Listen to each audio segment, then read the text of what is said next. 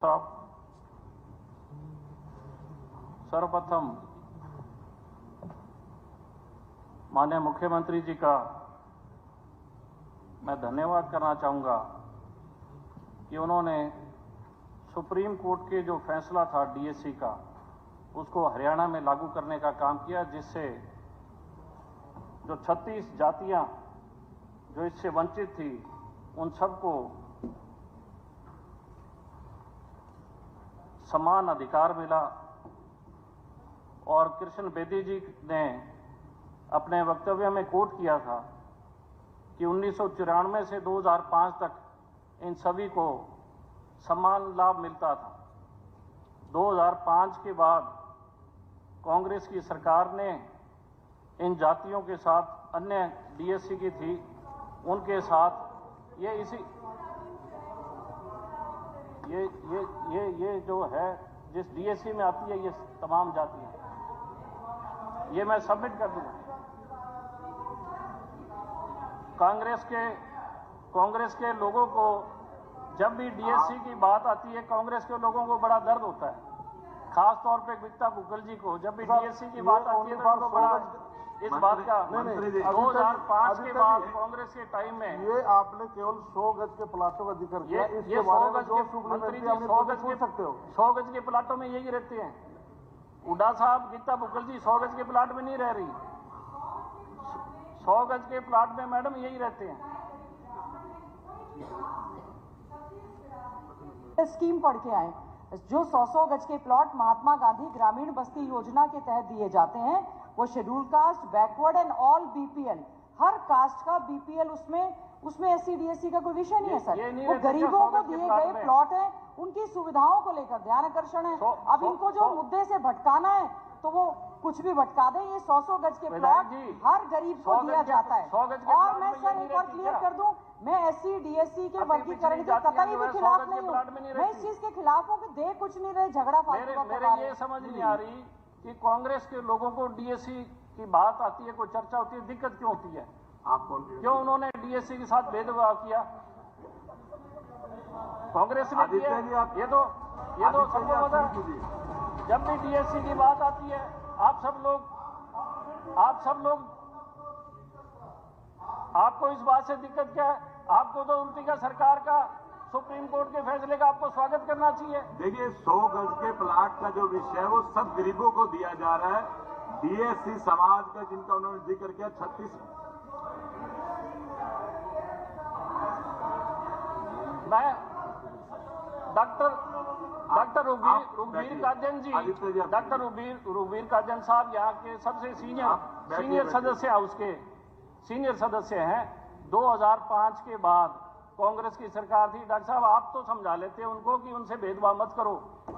आपको तो समझाना चाहिए था, आप तो सबसे सीनियर हो और आपने तो सबसे ज्यादा हाउस में आप सदस्य रहे हो लंबे समय से। आपकी सुनते नहीं थे क्या ये? डॉक्टर साहब, आपकी सुनते नहीं थे? अब 100 गज के प्लाट, अगर इतनी अहमियत थी 100 गज के प्लाटों का, तो आप लोगों ने क्यों नहीं लिए? अगर 100 गज के प्लाट की इतनी अहमियत थी तो इन्होंने क्यों नहीं लिए? और यही प्लाट हुड्डा सेक्टर के होते तो ये सारे अपने कोटे के ले लेते। अगर यही प्लाट हुड्डा सेक्टर के होते, ये सारे कोटे में ले लेते। उस टाइम इनको कोई दर्द नहीं था, उस टाइम तो ये अप्लाई कर देते। तो इनको ये आप बिना परमिशन खड़े मत करिए प्लीज। देखिए सेहवाल साहब, आपके हल्के में कॉलोनियां नहीं है तो सबको हिस्सा मिलना चाहिए कि नहीं मिलना चाहिए? आप बैठिए। अन्य लोगों को हिस्सा मिलना चाहिए कि नहीं मिलना चाहिए? तो आप विरोध क्यों कर रहे हो? हिस्सा नहीं मिलना चाहिए। आप इस बात का विरोध क्यों कर रहे हो? हिस्सा नहीं मिलना चाहिए। आप बैठिए। गीता बुक्कल जी तो बहुत पढ़ी लिखी है, आप बैठेंगे। ये तो विरोध कर रही है क्योंकि इनको दिक्कत है। आप बैठिए एक बार। लेकिन आपको तो नहीं विरोध करना चाहिए। आप अपनी बात को 100 गज के प्लाट के विषय शुरू कीजिए। वो 100 गज के प्लाट से ही शुरू कर रहे हैं, आप बोलिए। 100 गज के प्लाट में स्पीकर साहब, 100 गज के प्लाट में गरीब आदमी रहता होगा, जो फाइनेंशियली वीकर सेक्शन है, वो उसमें नहीं आते ये जातियां सारी। तकलीफ तो आपको है जी, मैं तो अपनी बात रख रहा हूं, तकलीफ तो आपको है।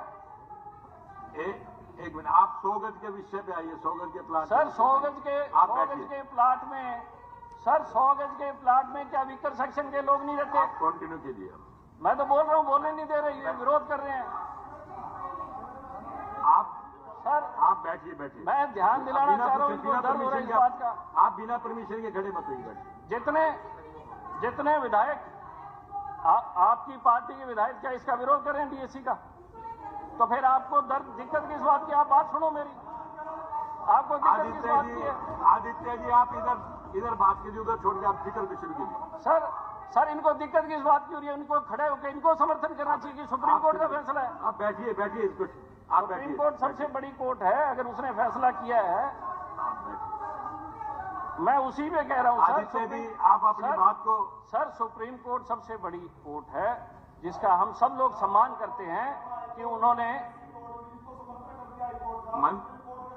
मंत्री जी, एक बार उनको बात रखने दीजिए, अपनी बात रखने दीजिए। मंत्री जी एक बार आप अपनी बात रखिए, उसको समाप्त कीजिए। सर 100 गज के प्लाट में यही लोग रहते हैं। मैं आपको बताना चाहता हूं, इनका काला चिट्ठा खोल दूं आज मैं। High court, Punjab Haryana high court ने ए ब्लॉक पे स्टे लगाया ओनली सर्विसेज पे। इन्होंने एजुकेशन पे अपने आप ही ठोक दिया। वो तो मनोहर लाल जी का भला हो, 2020 में हमें एजुकेशन का राइट दे दिया। स्टे था नौकरियों पे, इन्होंने एजुकेशन पे भी लगा दिया था। वो तो मनोहर लाल जी का धन्यवाद, और धन्यवाद हमारे लॉ ऑफिसर्स का, उन्होंने एजुकेशन में दे दिया हमारे को। मंत्री जी आप बैठिए। आदित्य जी आप अपनी बात को समाप्त कीजिए। सर एक बार सुन तो लो, जब हरियाणा पंजाब हाई कोर्ट ने वो डिसीजन हमारे खिलाफ दिया। आप सर प्लीज विषय से भटकने का काम मत करें। आप अपनी सुन तो लो सर, जब हमारे आप विषय को मत भटकाइए। मंत्री जी आप ही नहीं सुन रहे हमारे, तो हम क्या करें? मंत्री जी एक बार आप बैठिए। मंत्री जी आप अगर बात को नहीं मानेंगे तो कौन मंत्री जी आप बैठिए, एक बार बैठिए। आप बैठिए मंत्री जी, आप इस प्रकार से मत, आप बैठिए, एक बार बैठिए। आदित्य जी आप अपनी बात को समाप्त करिए। आप बैठिए मंत्री जी, अगर आप ऐसा करेंगे तो कैसे काम चलेगा? बैठिए प्लीज। आप मंत्री जी आप बैठिए, अगर आप ऐसे करेंगे कैसे चले? आदित्य जी आप अपने बात को जल्दी समाप्त कीजिए। स्पीकर साहब, जो हरियाणा के लोगों के हित का कार्य है उसके सराहने में कोई दिक्कत नहीं है। और हम सब लोग तो शुरू दिन से ही चौधरी देवीलाल जी, चौधरी ओम प्रकाश चौटाला जी ने हर जाति विशेष को बराबर हिस्सा देने का काम किया, कहीं भेदभाव नहीं किया। अध्यक्ष महोदय, जैसा कि माननीय मंत्री जी ने जवाब में बताया कि पिछले 10 वर्षों से इस योजना के तहत लगभग 320 करोड़ रुपए बजट आवंटित किया गया और महात्मा गांधी ग्राम बस्ती योजना के अंतर्गत लगभग 4573 कॉलोनियों को निर्मित किया गया, अर्थात प्रत्येक बस्ती के लिए लगभग 7 लाख रुपए आवंटित हुए। मेरी मंत्री जी से यह सवाल है कि क्या 7 लाख रुपए एक बस्ती में पक्की गलियां, पक्की नालियां, बिजली, स्वच्छ पेयजल उपलब्ध कराना संभव है? अगर नहीं तो इन बस्तियों के लोगों को से भेदभाव क्यों हो रहा है? और क्या सरकार की इन बस्तियों के लिए पर्याप्त बजट बढ़ाने का प्रावधान विचाराधीन है? मंत्री जी। हाँ जी आदित्य जी, मेरे पास पूरे प्रदेश का डाटा है, मैं आपका सरसा बता देता हूँ। आपके सरसा में 269 कॉलोनी है, जिसमें 173 कॉलोनियों का सुविधाएं उन्हें प्रदान की है, 156 की हम सुविधाएं दे रहे हैं। और आपको विश्वास दिलाते हैं कि पूरे प्रदेश में माननीय मुख्यमंत्री ने ऑल फॉर हाउसिंग के तहत जो फैसला लिया है, हमने फर्स्ट फेज में 1000 गांव की पंचायतों के प्रस्ताव भी आ चुके हैं कि हम प्लाट देने को तैयार हैं। और बीजेपी के मैनिफेस्टो में कि हम 5 लाख इस योजना में प्लाट देने जा रहे हैं और 2 लाख की हमने तैयारी शुरू कर दी है। मकान देंगे और उसमें बिल्कुल नहीं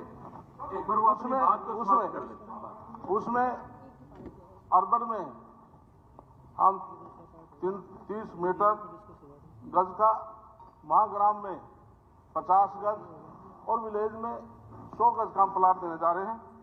इस प्रकार जैसे आपने कहा कि हम इंश्योर करते हैं कि पूरे प्रदेश में जो कॉलोनियां हैं हम उनको जो निर्मित किए हैं हम उनको सड़क, पानी और बिजली पूर्ण रूप से देंगे। हमने बजट बढ़ाने की आवश्यकता पड़ी तो मैं माननीय मुख्यमंत्री से कहूंगा हम उसमें कोई कंजूसी नहीं बरतेंगे। जी बोलिए।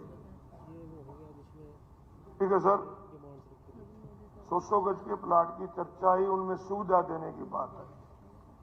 आमतौर पे देखा जाता है कि जहां पर पंचायत लैंड है ना, कई गांव में बहुत दूर है, वहां पे कॉलोनियां कट जाती हैं जहां सुविधा नहीं हो पाती, ना गली की, ना पानी की, ना उसकी। तो मेरा एक सुझाव है मंत्री जी कि जिन गांव के पास गांव के साथ लगती जमीन नहीं है, चाहे तबादला करके भी किसी से दिया जाए, गांव के साथ लगती जमीन पे 100 गज दोगे तो वहां रह भी लेंगे, और नहीं तो ऐसी पड़ी रहेंगी, कुछ बेच के चले जाते हैं।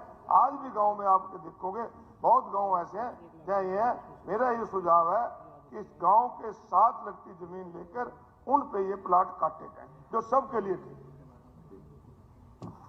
हमारे अशोक कुमार अरोड़ा बहुत ही सीनियर मेरे साथी है, दोस्त है, मेरे रिश्तेदार हैं, दोस्त क्या है, तो इसलिए जो आप रिश्तेदार में छोरी दे रखी है, हमारी लड़की इनका है पानीपत से, रिश्तेदार है पंडित जी।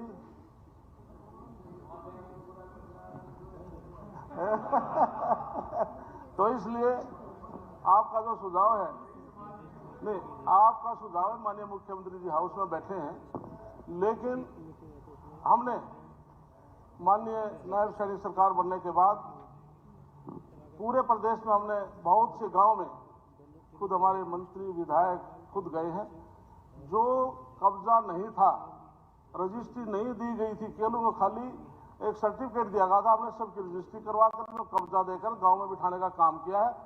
जो कॉलोनी रेगुलाइज की है हम पूर्ण रूप से उनको स्थापित करेंगे, और जो आपका सुझाव है सदन के नेता सुनी रहेंगे।